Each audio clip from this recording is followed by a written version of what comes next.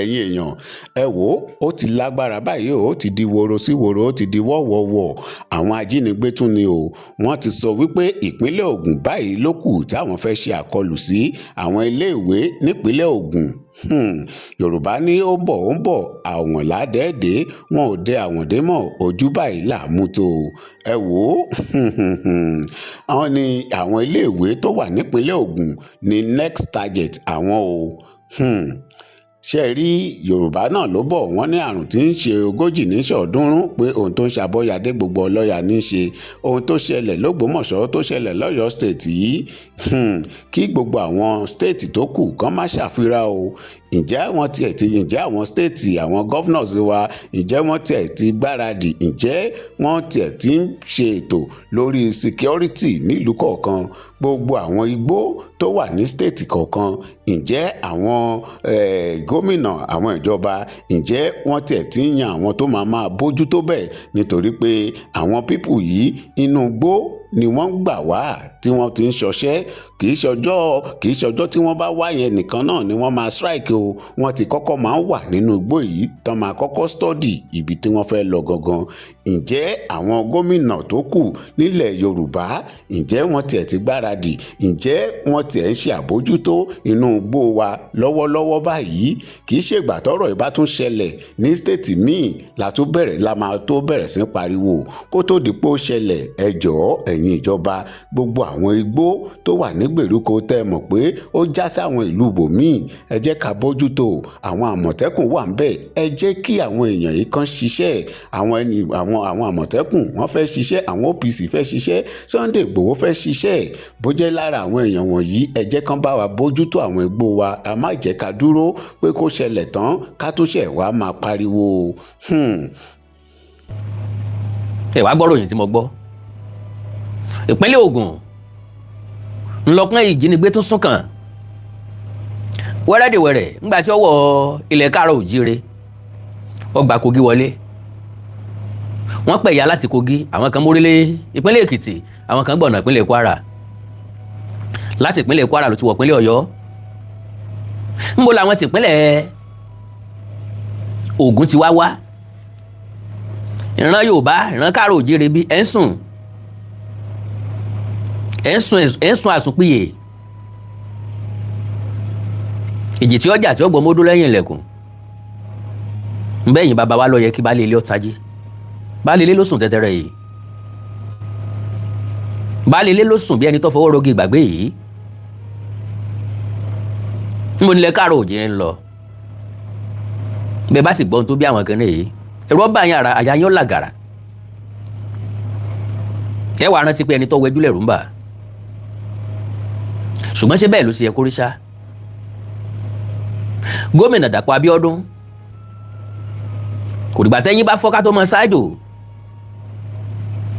ìpínlẹ̀ Ọ̀yọ́ wà nù dààmúdàbò ọmọ 39 nínú igbó wọ́n ti múra wọn fẹ́ pálí àwọn akẹ́kọ̀ọ́ mọ́ nípínlẹ̀ Ògùn ẹ gbọ́ dáadáa lẹ́nu mi mo ní wọ́n ti múra sẹ́ẹ̀ wọ́n fẹ́ jí àwọn akẹ́kọ̀ọ́ gbé nípínlẹ̀ Ògùn kódà bíi tìpínlẹ̀ Ọ̀yọ́ àwọn tí wọ́n fẹ́ kó wọn ń pààrà lọ́sàn gangan bí àṣà wọ́n wá wọlé wò business as usual àkákún ó dìgbà tán bá ṣiṣẹ́ ọwọ́ wọn ká tó máa sáré káàkiri ṣẹ́yìn náà rí pé ó ṣe bí ẹni lágbára díẹ̀ now ẹ kọ́kọ́ bá mi pín program yìí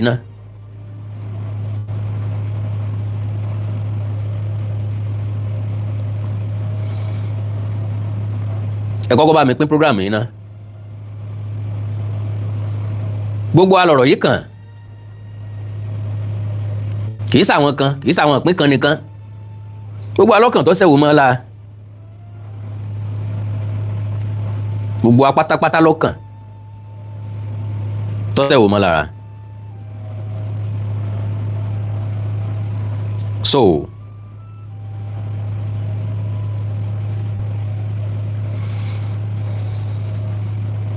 ẹ kọ́kọ́ bá mi sáré pín program yẹn láàrin ìṣẹ́jú méjì péré ká má lo àmì fàágùn fún nǹkan tá a fẹ́ ṣe ká lè tìdánudó lórí ẹ̀bẹ̀ bákan náà kémi ó dìlífà iṣẹ́ tí mo fẹ́ dìlífà fún gómìnà ìpínlẹ̀ Ògùn ọlọ́lá jùlọ Dapo Abiodun so kéde sẹ́nu ń gbọ́lá fún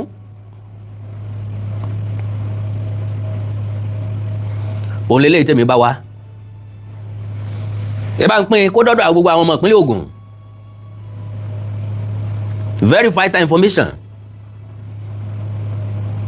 gbogbo àwọn ìlú tó wà ní àmúlégbè àwọn ìlú tí mo fẹ́ sọ̀rọ̀ nípa rẹ̀ yìí kí wọ́n máa múra lẹ̀ o ìdí ni pé kú tí ń pojú gbẹ̀ ni ó ń pòwe fún ni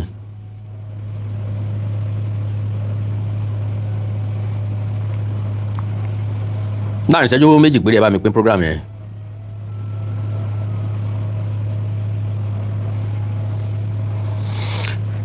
nílẹ̀ wa náà wọn ò fẹ́ jẹ́ arílégbé wọn ò fẹ́ jẹ́ arọ́ọ̀dẹ̀ sùn mọ́ àmì sà God bless you sir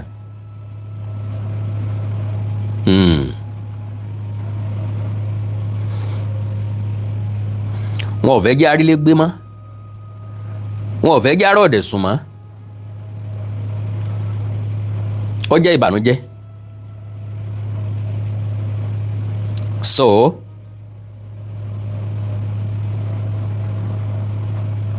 ìran káàárọ̀ oòjíire à ń àsùnà kọ́kọ́ ńgbà tí àwọn ọ̀tá wa ò sùn tí wọn ò sinmi bí orin bàbá wa Òjó Adé ẹ rántí orin ọgbà yẹn Sátánì kò sinmi ó ní gbàgbọ́ ń sinmi Sátánì kò sinmi Kírísítẹ́nì ló ń sinmi a ò ní gbàgbọ́ òwe di àmúre ọ̀tá wa kò tí ì sinmi bógun bá ń gbóná girigiri òwe gbọ́ àwọn ọmọ ogun ayé wọn kò jẹ́ dábàá àti sinmi ò rárá ni torí wọ́n ti mọ̀ wípé ewu ńlá ni àwọn tó bá ti rẹ̀ lákòókò yíyára mi tí wọ́n bá lọ fẹ̀yìntì tí wọ́n ń sinmi o àìròtẹ́lẹ̀ lọ́tà ń dún lórí wọn èyí wá mú mi rántí wòlíì kékeré nínú bíbélì nìṣẹ̀lẹ̀ yìí ti ṣẹlẹ̀ o ó sinmi lákòókò tí kò yẹ kó sinmi ni ńbẹ ni wòlíì àgbà èké bá dé bá ẹ bá mi pín program yẹn láàrin ìṣẹ́jú kan péré ẹ jọ̀ọ́ torí Ọlọ́run ó sì tán jẹ ó mú ṣẹ sọ́lọ́run èyí wá mú kó kúkú ẹ sí ara mi o kìnìún wá fàyà pẹ̀rẹ̀pẹ̀rẹ̀ ẹ̀yin ẹlẹgbẹ́ mi tàbí a kò mọ̀ wípé inú ewu la wà èṣù ń gbógun God bless you sir èṣù ń gbógun ẹ̀mí òkùnkùn ń gbé àwọn ẹlẹ́sìn pẹ̀lú wọn ń gbé tiwọn pàpà síbẹ̀síbẹ̀ ará mi a ò fura ènìyàn wa lè fi iná sórí òrùlé o kò sì máa sùn yèsí o ẹ wò ó bí àwọn akọni ìgbàgbọ́ ṣe ń ṣubú ẹ wò ó bí àwọn akíkanjú ìgbàgbọ́ ṣe ń pẹ̀yìn dá pé ẹ̀jẹ̀ Jésù kọ́ la fi rà wọ́n o torí wọ́n lójú ìjà láyé o Sátánì wá táwọn lọ fà ó mọ̀mọ́ ṣe Sátánì wá gbòòrò pẹ̀lú ìjọ Ọlọ́run ọ̀pọ̀ ìjọ ẹ̀mí ló ti fẹ̀tàn ṣẹ́gun wọn èṣù ti fẹ̀tàn sọ wọ́n dádágún odò ibùgbé onírúurú ohun ẹ̀gbin ìjèrè ọkàn ó ti gbà á lọ́wọ́ wọn ẹ̀kọ́ bíbélì tán kọ́ wọn kó ráàyè yẹn mọ́ ó sì wá fi wọ́n sílẹ̀ ní ọwọ́ ọgọ́ ó sì wá fi àjọ̀dún pẹ̀lú ìkórè onírúurú ọdún ẹlẹ́gbẹ́jẹgbẹ́ wọ́n á fi rọ́pò fún wọn àsìkò ti tó ẹ̀yin ara mi ẹ jẹ́ ká rídi òdodo Jésù màdé tán. Hey! Now kí n má bà àkókò yín mo nígbàgbọ́ pé àwọn tí wọ́n bá ń dé wọ́n bá mi pín ọlá àsọlégún jẹ gbogbo eléyìí tí gbogbo wa ń ṣe yìí náà a fi ń kúnra wa lọ́wọ́ ni. So now mo kí gbogbo yín káàbọ̀ lẹ́ẹ̀kan sí i.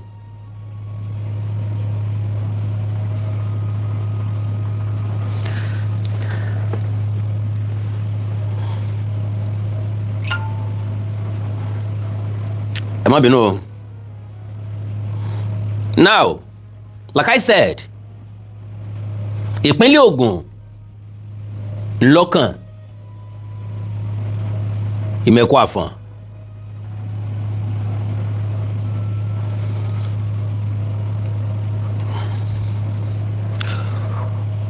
Àti Ọ̀dẹ́dá ńlá àwọn onísùnmọ̀mí ti fẹ́ strike again. Ẹ má jẹ́ á take information yìí with levity hand. Ṣé gbàgbé ọjọ́ àjò ni Yorùbá máa ń rí ìkànnà.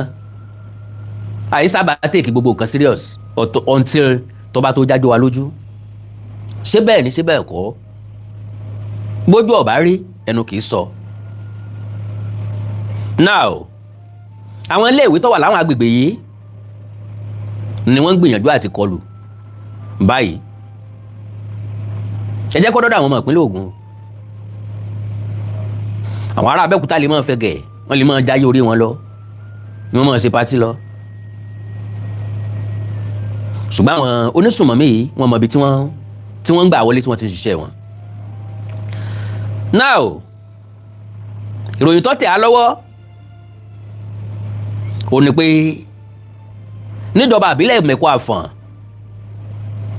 àwọn onísùnmọ̀mí yìí ń wọlé síbẹ̀ pẹ̀lú alùpùpù ọ̀kadà pẹ̀lú aṣọ sọ́jà lọ́rùn. Wọ́n dẹ̀ ń yí àwọn abúlé yẹn káàkiri, wọ́n ń lọ wọ́n ń bọ̀, wọ́n ń lọ wọ́n ń bọ̀. Ẹ̀yin tó labúlé ǹjẹ́ lẹ challenge wọn? Uniform ni wọ́n gbé wọ ìṣẹ̀lẹ̀ tí wọ́n ti kó àwọn akẹ́kọ̀ọ́ lọ ní kọ̀pẹ́kọ̀pẹ́. Aṣọ sọ́jà náà ni wọ́n ń wọ̀ sọ́rùn káàkiri. So available intel revealed that kidnappers are planning to kọlu some communities in Ọ̀dẹ́dá and Ìmẹ̀kọ Àfọ̀n local government area of Ogun State. The target village in Ọ̀dẹ́dá is Bakatari, a border community between Ogun and Ọ̀yọ́ State. Ṣé mọ̀ pé kọlù ń wáyé nípínlẹ̀ Ọ̀yọ́? Àwọn tí dẹ̀ ń kọlù wá yìí ẹnubodè ni wọ́n ń dúró sí kọlù wá. This village is closer to Orílẹ̀ Ìlúgùn, Ọlọ́fin and Ọlọ́wọ̀. Also, the target area in Ìmẹ̀kọ Àfọ̀n is Ìmẹ̀kọ Town, a borderline community to Ọ̀yọ́ State, and is closer to Comcom Hill. Ṣé gbádùn mi dáadáa? Àwọn ìlú tí mo dárúkọ yìí wọ́n mú létí ìpínlẹ̀ Ọ̀yọ́.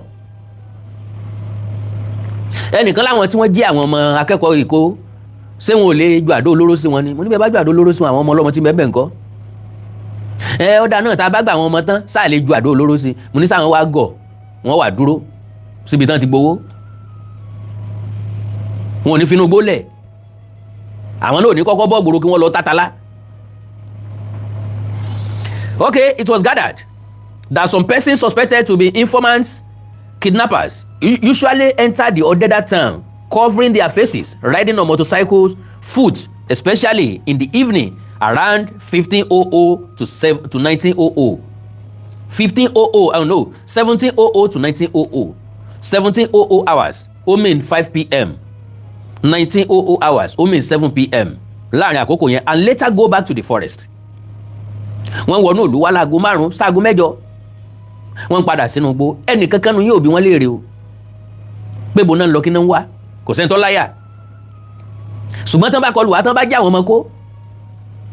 Ẹ ti rí bí wọ́n ti gbọ́ ọmọ lórí pò tọ́mọ ń gbọ̀nsẹ̀ lórí pò tí wọ́n dẹ̀ gbé òun àtòun àti pò wọ́n dẹ̀ jí gbé lọ. Okay, the planned attack is going to be targeted at schools within the next 2 weeks.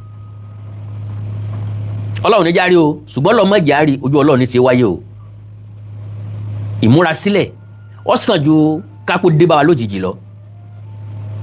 The aim of this attack by the kidnappers is to replicate the kidnap incident that occurred in Oyo State last week in order to humiliate the government. Láti mú ẹ̀sìn ìjọba pọ̀. Gómìnà Ṣèyí Mákindé ìpínlẹ̀ Ọ̀yọ́ ńlá náà ká àléébù sí báyà bí àtàrẹ. Wọ́n tún náà ká àléébù sí gómìnà Dàpọ̀ Abiodun àtàrẹ. Àwọn ajínigbé yìí ń tó kó sínú pọ̀. Fìrìfìrì jẹ́ ó yé wa wípé ọwọ́ òṣèlú ń bẹ ńbẹ̀. Àwọn ẹ̀yà òkè ọya tí wọn ò fẹ́ kí Bọ́lá Ahmed Tinubu wọlé lẹ́ẹ̀kejì. Wọ́n ní lọ́kàn láti dàjọba yẹn rú mọ́ lọ́wọ́. Ẹnìkan sẹ́ndí voice note kan sí mi lénìí. Ṣé kìíní ò ní gbé ń kó lórí bíbá yìí báyìí o. Ẹ bá mi wọ ìṣẹ́jú kan, ẹ jẹ́ kí n play voice note yẹn. Ẹ má bínú ẹ káàbọ̀ padà.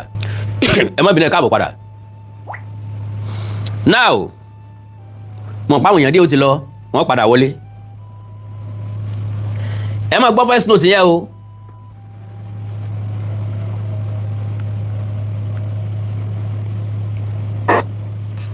They've been trying to take me out from the position, but it's not possible. And mind you, I'm winning this election. I don't care whatever is happening. Nigeria deserves it. Because when I was running as a president, they didn't wanted me. Now, all of a sudden, they want me to rescue them from insecurity. As of last week, I called Peter Obi to step down for me, but he refused. I'm not begging him again.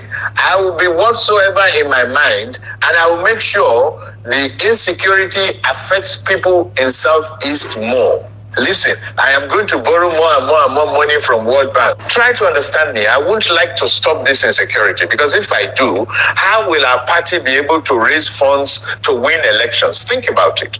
Even the loans I'm taking is to fund them. Also, I have plan after I'm done with my position as a president. Now, ẹ gbọ́ dáadáa bí àwọn ẹ̀yà Ìgbò ni wọ́n ń pidán. Àwọn tó sẹ́ndì ẹ̀sìn mi láàárọ̀ yìí wọ́n bẹ̀rẹ̀ sí ní káyà sókè. Ó ga o, irú Tinubu wo leléyìí, ẹ gbọ́ nǹkan tí Tinubu ṣe. Mo ní Bọ́lá Ahmed Tinubu will never do a voice note to anybody. On no ground. That person was like, Mr. Ogongo, later you can money psychologically. Àwọn nǹkan kan bẹ tó jẹ́ wípé ìwọ gangan kọ́kọ́ gbé sọ́pọlọ yẹ̀wò náà. Ta ni Bọ́lá Tinubu ń bá wí tí ó fi send the voice note. Ó wá fẹ́ sọ̀rọ̀ sínú voice note. Ọ̀rọ̀ insecurity ló fẹ́ sọ. Ń pé kò sí nǹkan tó kù lè máa ṣẹlẹ̀ second time ló ń wá after. Òun dẹ̀ jẹ́ máa jẹ́ kí insecurity yẹn kó affect àwọn tó wà ní South East. Ṣé insecurity yẹn affect àwọn tó wà ní South East nísìnyí? Àbáwá tá a wà ní South West ni. So mo wá jẹ́ kó yé ẹni yẹn wípé with AI everything is possible. You can clone any voice with AI. À ń bọ̀sìn majority comedian ló lè sọ̀rọ̀ bíi Bọ́lá Ahmed Tinubu tí ọjọ́ tí Bọ́lá Tinubu jẹ́lé gan lọ. Ilé tó sọ̀rọ̀ gan Igbo accent jẹ jáde ń bẹ̀. Gbogbo akọ́lọ̀ òpònú náà gbogbo akọ́lọ̀ dẹ. Gbogbo akọ́lọ̀ aláròjinlẹ̀. Gbogbo akọ́lọ̀ àsàrí tètè gba nǹkan tẹ́ ẹ bá sọ. Gbọ́. Reply tí mo fẹ́ nìyẹn ni pé propaganda. Mo ní propaganda ni. Ó ní ó ní yẹn mi pa àwọn ọ̀tá ni mo ní yes now. Fake ni now. So now ẹ gbọ́ padà. They've been trying to take me out from the position, but it's not possible. They've been trying to take me out of the position, but it's not possible. Igbo accent jẹ jáde ń bẹ̀. Fẹ́ntọ́ bá listen dáadáa. And Bọ́lá Tinubu kì í sọ̀rọ̀ bẹ́yẹn. Mind you, I'm winning this election. Mind you, I'm winning this election. Igbo accent jẹ jáde ń bẹ̀. Bọ́lá Tinubu lè ever sọ bẹ́ẹ̀ fẹ́ nìkankan. Bí ọba dẹ́ wàá báyàn sọ kì í ṣe voice note ló máa send. I don't care whatever is happening. Nigeria deserves it. I don't care whatever is happening. Nigeria deserves it. Bola Ahmed Tinubu will never say such as a president. He will never be that loose to utter such word. Níbi tí wàhálà bá wa dé. Election presidency ò tí ì dé. Ó sì di next year. So ngago wa ni mọ̀ wípé àwọn ọmọ tí wọ́n jí kó ìkan gbà wọ́n láyọ̀ àtàlàáfíà ló máa fáwọn èèyàn ní confidence nínú òun. so a ti rí oríṣiríṣi nǹkan tó gbá mú kọ́lọ́mọ́jà bọ́ sí sábàbí ni kọ́lọ́mọ́ fi wá ṣe sábàbí aburú. Because when I was running as a president, they didn't wanted me. When I was running for the president, ngbà tó ti wá débẹ̀ nǹkan kí ló kan Tinubu pẹ̀lú àdàdà yẹn. Now all of a sudden they want me to rescue them from insecurity. Ǹjẹ́ Bọ́lá Tinubu lè sọ̀rọ̀ bẹ́ẹ̀ yẹn? Tí ó bá rescue wọn, tí ó bá rescue wa from insecurity, ta ló tún fẹ́ rescue wa? As of last week, I called Peter Obi to step down for me, but he... Can you imagine that stupidity? Ṣé Bọ́lá Tinubu àti Peter Obi jọ wà ní the same party ni? Ẹni tẹ́yàn bá jọ wà ní same party lèyàn máa ń persuade pé kó step down. Báwo ni Bọ́lá Tinubu ṣe máa approach Peter Obi pé kó step down? Ẹni tí ò like ẹ from onset. Ẹni tẹ́ ẹ ti mọ̀ pé kò ní carry last. Kí ló fẹ́ lọ sọ fáwọn ìyá Ìgbò? Tọ́ bá ní kí ló dé tí ọ̀rọ̀ fún president kò sọ pé òun step down fún Bọ́lá Tinubu ni. Wọ́n máa sọ kò pa ni tó bá dáná bra. Àwọn kankan ń bẹ tí ò bọ́ sí rárá. So why Peter Obi? Ó sì sọ pọ́ sọ bẹ́ẹ̀ fàtìkù pé kàtìkù step down fún un. I'm not begging him again. I will be whatsoever in my mind, and I will make sure the insecurity affects people in Southeast more. Olórí burúkú làwọn ọmọ tó ṣe kíní. Listen, I am going to borrow more and more and more money from World Bank. Try to understand me. Kò lè ever ṣẹlẹ̀ láíláí. The president can never say that. Láíláí.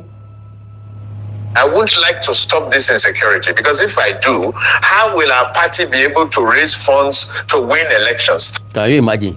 So nínú owó tán máa san fáwọn tí wọ́n ń jí ọmọ gbé náà fẹ́ fi raise fund àbí? Ṣé gọ́ọ̀mẹ̀ntì ní gbowó lọ́wọ́ àwọn tí wọ́n... So gọ́ọ̀mẹ̀ntì gangan ní kidnap àwọn ọmọ ọlọ́mọ àbí? So tán bá ti wá gbowó, wọ́n á yọ fáwọn tó lọ kidnap ọmọ séjì tó kù gọ́ọ̀mẹ̀ntì ó dà sápò ńgbà tó yẹ pé gọ́ọ̀mẹ̀ntì náà ni ó san èrè wá dàbí agbowó kà gbogbo èèyàn kọ́ ni dèdèrìn. Pápá jẹ́ kí n lọ síbi tí mò ń kà lọ. Okay, the aim of this attack by kidnappers is to replicate the kidnap incident that occurred in Oyo State last week in order to humiliate government. The kidnappers might use the military camo uniform to deceive the locals, as it was used during the Auro Ishele community in Oyo State, where the people thought they are conventional soldiers coming to provide security in their general area. Therefore, the security agencies in these areas should be placed on red alert and be vigilant on any suspected movement. Security agent nìkan nǹkan ló máa wà on red alert o. Àwa tá a jó nílùú gangan, tá a jọ́ mo nílùú, àwa tá a ń gbé bẹ̀, tá a mọ̀ wípé ààbò ara ẹni làbò lù ú.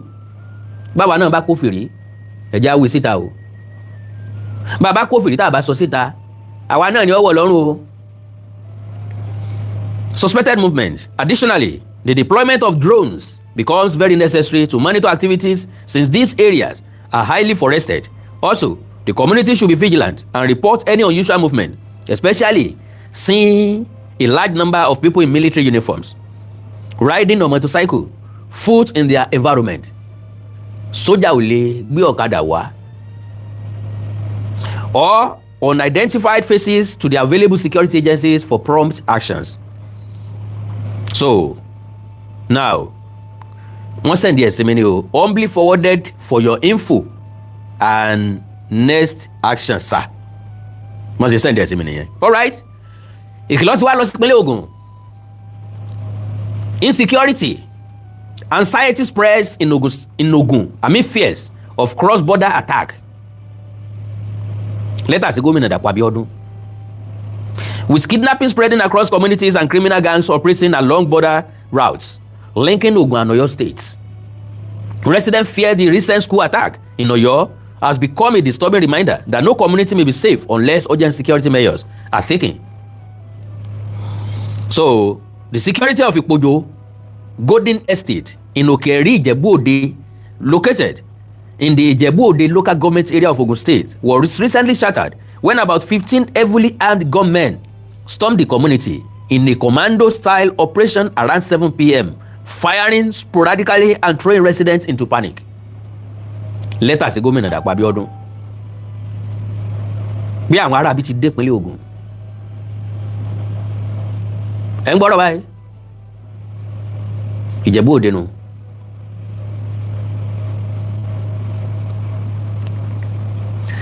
By the time calm was restored, 3 members of a family had reportedly been abducted, while a woman sustained gunshot injuries during the attack. The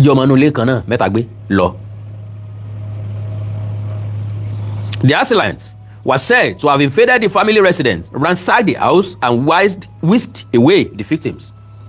So, confirming the incident, the spokesperson for the Ogun State Police Command, DSP Oluseyi Babaseye, said the command had activated tactical and intelligence-driven operations aimed at rescuing the victims and apprehending the perpetrators.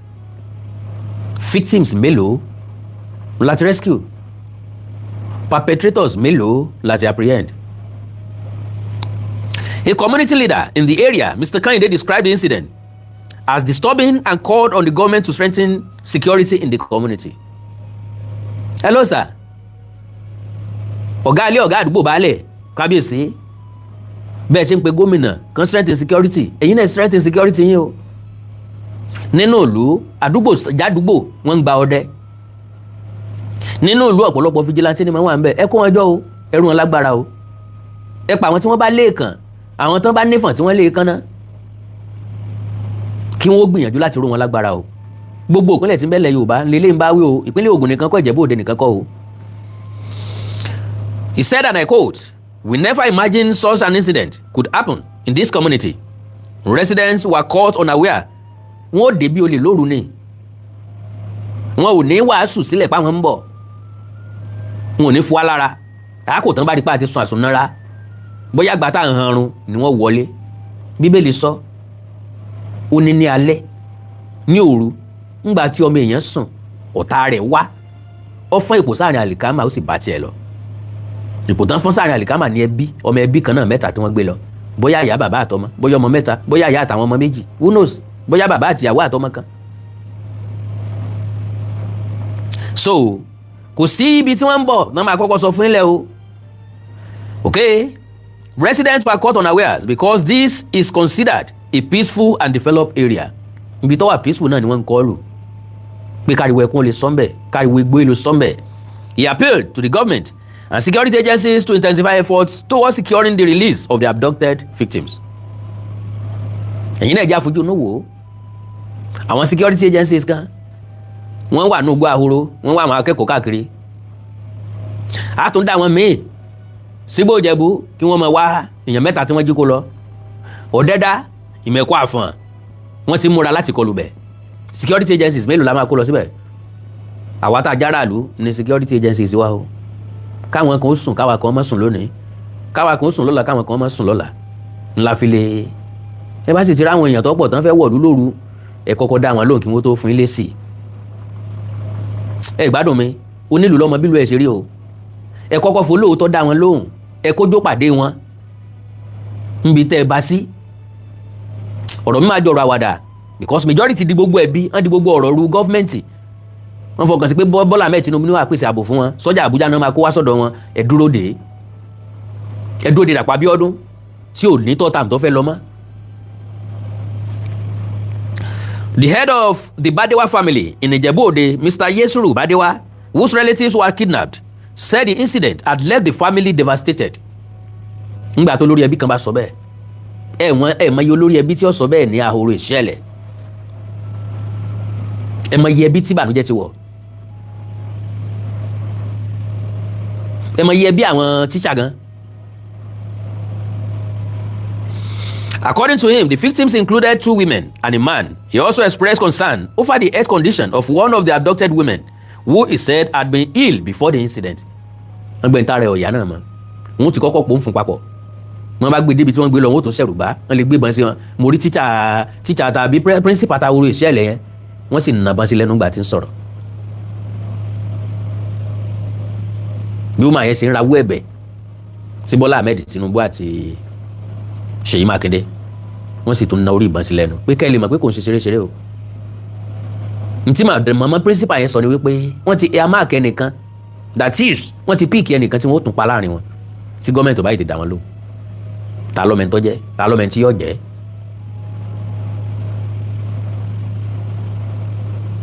Sọmọ kékeré ni àbí teacher àbí principal gan kọ́ lọ́mọ jàre.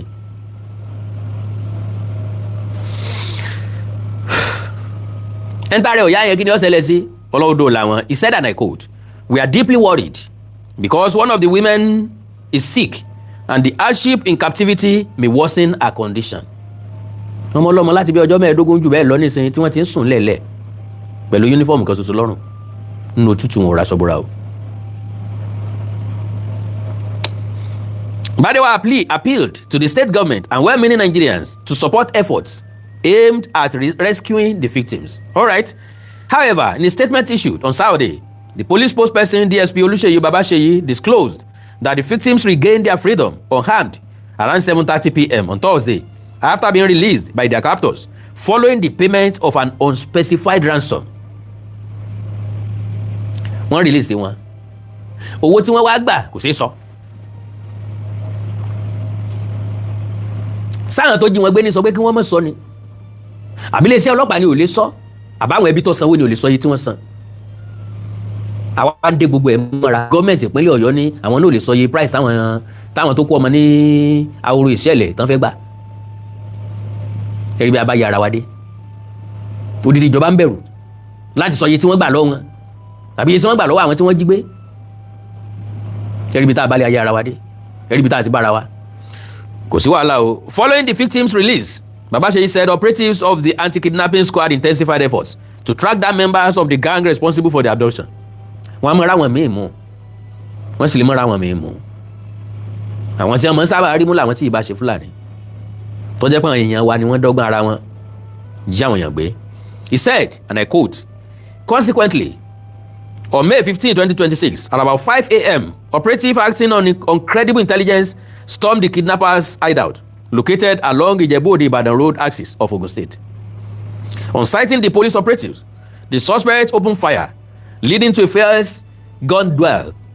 The operative responded professionally, resulting in the neutralization of 2 suspected kidnappers, while other members of the gang escaped into the surrounding forest with varying degrees of bullet injuries." Okay. Further intelligence-led follow-up operations led to the arrest of the suspected kingpin. Àwọn bàbá àṣàlẹ̀ wọn nù. Ọwọ́ bà kan. Àwọn ajínigbé ti Ìjẹ̀bú Òde òun, àwọn tọ̀dọ̀ wa ni. Kì í ṣàwọn tòkè Ọya, kì í ṣàwọn tó kó àwọn ọmọ ìṣẹ̀lẹ̀ yìí. Hi sir, hi ma, God bless you sir, God bless you ma. Àwọn tọ̀dọ̀ wa ni, àwọn ọmọ Yíbò lẹ́bàá ń bẹ̀, àwọn ọmọ Yorùbá lẹ́bàá ń bẹ̀. Kì í ṣàwọn Fúlàní. Kingpin Seriki Mohammed Abdullahi and another gang member, Mohammed Bello, alongside the recovery of additional incriminating exhibit linked to the criminal operation. The corpses of the neutralized suspects have been deposited at the morgue for autopsy in line with standard procedure, while efforts are ongoing to apprehend fleeing members of the syndicate. Nǹkan kan máa ń bí mi nínú lọ́rọ̀ àwọn ọlọ́pàá. Òkú tó jẹ́ pé ẹ̀yin lẹ yìnbọn pa. Ẹ tún gbé lọ sí hospital fún autopsy. Why wasting money? Kí lẹ fẹ́ determine bẹ́ẹ̀? Ta lẹ fẹ́ sọ autopsy fún? Ṣé family ẹ̀ yóò yọjú ni? Òkú tẹ́jọ́ engage pẹ̀lú bọn. Tọwọ́ yín bà wọ́n tẹ́ ẹ mọ̀ pé bọn lọ pa. Autopsy kí lẹ fẹ́ ṣe? Kí lẹ autopsy yẹn máa sọ? Ṣé yóò sọ pé ó gbé sómi ni? Àbí yóò sọ pé atápa lórí? Kò tí ì yé mi sà, kò yé mi mọ̀. Irú autopsy wo la tún ṣe káàkiri lẹ̀?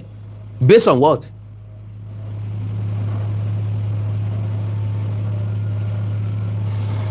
So, all recovered exhibits. Okay, now, while efforts are ongoing to apprehend fleeing members of the syndicate, all recovered exhibits have been secured, while investigations continue to unravel the full network of the gang and facilitate the prosecution of the arrested suspects. Ẹ kú iṣẹ́ o, ìyẹn ọlọ́pàá ìpínlẹ̀ Ògùn. Ẹ kú iṣẹ́ o, the Ogun State Commissioner of Police, Bode Ojajuni, who commended the operative for their gallantry, professionalism and resilience, reiterated the command's unwavering commitment to combating kidnapping and other violent crimes across the state. However, in a recent statement, the National Coordinator of the Food and Farmers' Rights Campaign, John Eko, condemned the incessant abductions of residents, particularly farmers, across the Ijebu axis and other parts of the Ogun State. Jẹ́rìí bá ti kẹ́rin báyìí. Agbègbè Ìjẹ̀bú wọn ń jiyàn gbé mbẹ̀ tipẹ́tipẹ́. àwọn Fúlàní wà àwọn abúlé kan bẹ̀ ń gbà náà tán dáná sun. kí ló dé tí wọn ò lọ́ mọ́ jíyàn gbélé Haúsá àtìlẹ̀ Fúlàní tó jẹ́ pé ilẹ̀ Yorùbá wọn síjú sí. The group also decried what it described as the ineptitude of security agencies, especially the police, as well as the perceived insensitivity of the Dapo Abiodun-led administration in the face of worsening insecurity. ẹgbẹ́ ẹ̀yìn ìpínlẹ̀ Ògùn wọ́n ní Mr. Dapo Abiodun ìyànjú ń ṣiṣẹ́ takuntakun lórí ọ̀rọ̀ ètò ààbò tó. Èkó said, "We call on the security agencies and the Ogun state government to wake up from their self-inducted slumber." Gómìnà Dapo Abiodun sùn and prioritize the security of lives and properties by tackling the escalating spate of kidnapping and banditry with all the seriousness it deserves. Gómìnà Dapo Abiodun lọ lẹ́ẹ̀kẹta lóòótọ́ ṣùgbọ́n ẹ̀mí àwọn èèyàn àti dúkìá ó sì wà lọ́wọ́ yín kẹ́ tó gbéjọba lẹ̀ o bẹ́ẹ̀ bá ṣe ṣe àárò yẹn o. FFRC notes that Ijebu land in particular and Ogun State in general has become a safe haven for criminal gangs including terrorists, kidnappers, bandits and armed robbers who are operating freely and perpetrating their criminal activities unchallenged. Gómìnà ìpínlẹ̀ Ògùn ọ̀rọ̀ kan yìí o. The group further alleged that Ikangba Agoro Okunwa access of the old Lagos Benin Road in Odogbolu local government area, home to one of the largest catfish farming clusters and processing hubs in the state, has become a hotspot for kidnappers.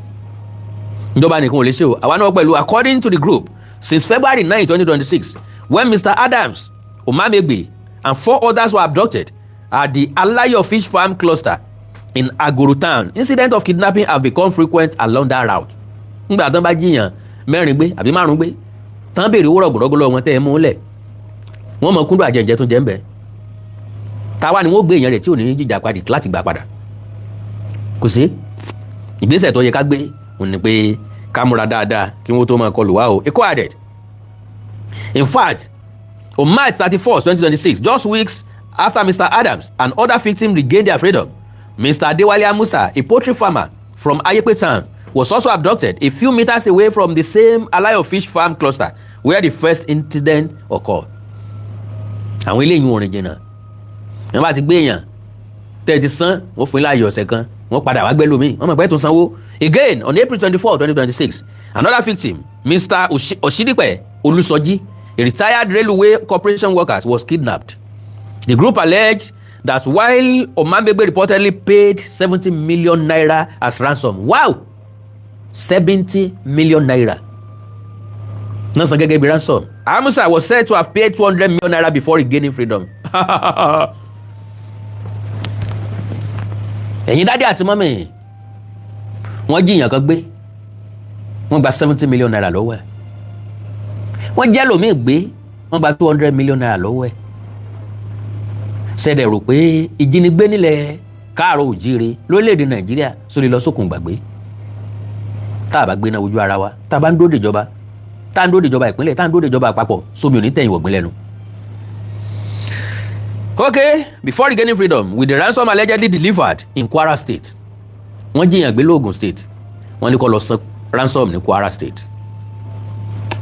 The group further stated, and I quote, "Our demand is that the government and security agencies, especially the Nigeria Police Force, should comb the forest where these criminals are reportedly hiding, including the Agoro Okunwa axis, dislodge them, arrest and prosecute them, as well as their sponsors and collaborators."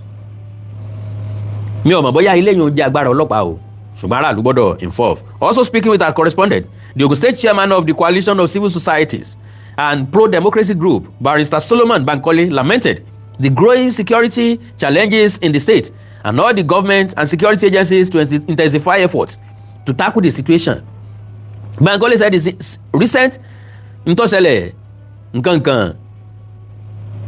The Ogun State government must act proactively by strengthening security around schools, border communities, and other vulnerable areas. Security agencies should also work closely with local vigilantes and community leaders to improve intelligence gathering and rapid response to threats. We always need local vigilantes. Táwọn security agencies bá fẹ́ succeed o, bí sọ́jà ó succeed, wọ́n need àwọn local vigilante, local hunters. kò sẹ́ńtì mọ́lé túbí onílé, kò sẹ́ńtì mọ́lú túbí onílùú. As residents, many people are deeply worried about insecurity. So, another resident at the Sadeleye expressed concern over the increasing activities of kidnapping in border communities around Ogunmake and neighboring Oyo communities such as Seriki, Aboloye, and Araromi. The kidnapping around Ogunmake mostly occur in neighboring Oyo communities that share boundaries with Ogun State, but some of the victims are residents of Ogunmake who work in those areas. Can you imagine? Last month, one of the 4 abducted victims, a pregnant woman who resides in Ogunmake, was reportedly released after more than 10 million naira was paid as ransom. Aláboyún tí wọ́n jí gbé kí wọ́n tó filẹ̀ wọ́n gba 10 million naira lọ́wọ́ ẹ̀. Ọ̀rọ̀ mi lè jọ bí eré o, ó lè dàbí àwàdà, àwọn èèyàn kan lè mọ̀ ká sí. Ṣùgbọ́n tó bá di lọ́la ẹ sọ pé ọ̀gbẹ́ni wà ó pariwo sí alẹ́ tí ó wí fún wa o. So 2 staff members of the Ibadan Electricity Distribution Company were also abducted and were only released after huge sums of money were reportedly paid. Wọ́n jẹ́ àwọn òṣìṣẹ́ náà gbé. It's okay. With the recent attack on a school in Oyo State and abduction of students and teachers, it is important for the Ogun State government and security agencies to remain on high alert and deploy more personnel across vulnerable areas to protect residents and combat these criminals. Ọ̀rọ̀ pọ̀ ń bẹ gan, ọ̀rọ̀ àwọn tán jígbé ọ̀pọ̀ Ogun. So ní àkótán ara n tá ń gbìyànjú àti sọ ò ní wípé ìpínlẹ̀ Ògùn lọ́kàn àbúrò ní kàn ń bẹ̀. Gbogbo ìpínlẹ̀ Ògùn n tó gbé mi wá ni pé ẹ wà àtàláàtì o, àwọn tí ń bẹ nínú ìgboro kí wọ́n mọ́ sàsùpìyè, àwọn tó wà ní abúlé kó àtìlú kéréje kí wọ́n ó dira o, kí wọ́n ó sì múra o bí akọni o. Ìjàmbá ò ní ṣe wá o, ibi ò ní ṣẹlẹ̀ sí wa, kò ní ṣẹlẹ̀ sí ìran wa, kò ní ṣẹlẹ̀ sẹ́bi wa o. Àánú Olódùmarè ò ní fi wá sílẹ̀ o. Well, lánàá ni mo sọ pé mo ní àwọn ọkọ̀ 3 tí mo fẹ́ tà. Àwọn èèyàn béèrè nípa ẹ̀, ṣùgbọ́n serious buyer ni náà ni mo sọ pé mo fẹ́ o. Number 1, Benz 300, Benz C 300. Ìkejì òun náà ni RS 350 Lexus 2018 model àti Toyota Corolla Sport 2016 model. So bẹ́ẹ̀ bá nífẹ̀ẹ́ sí bó bá wù yín, bẹ́ẹ̀ bá fẹ́ béèrè nípa ẹ̀, ẹ já sọ̀rọ̀ lórí WhatsApp +234 904 851 9362 +234 904 851 9362. Mi mọ̀ bóyá mo léèyàn tó fẹ́ sọ̀rọ̀ tàbí tí wọ́n lọ́rọ̀ tó lè ràn wá lọ́wọ́ lórí tọ̀rọ̀ tìpínlẹ̀ Ògùn yìí, tàbí tí wọ́n lọ́rọ̀ tí ó ràn wá lọ́wọ́ lórí tọ̀rọ̀ tìpínlẹ̀ Ọ̀yọ́ tàbí míì tó tún ṣẹlẹ̀. Pàápàá +234 915 147 9599 +234 915 147 9599 àti +234 904 851 9362 +234 904 851 9362. Nọ́mbà tẹ́lẹ̀ pè mí sínú láàrin ìṣẹ́jú kan péré ń wọ́n sẹ́nu ń gbọ́lá fún ń wọ́n máa lọ. So Benz C 300 18 million naira ni mo fẹ́ gbé lẹ̀, 18 million naira ni ó lọ. Toyota Corolla Sport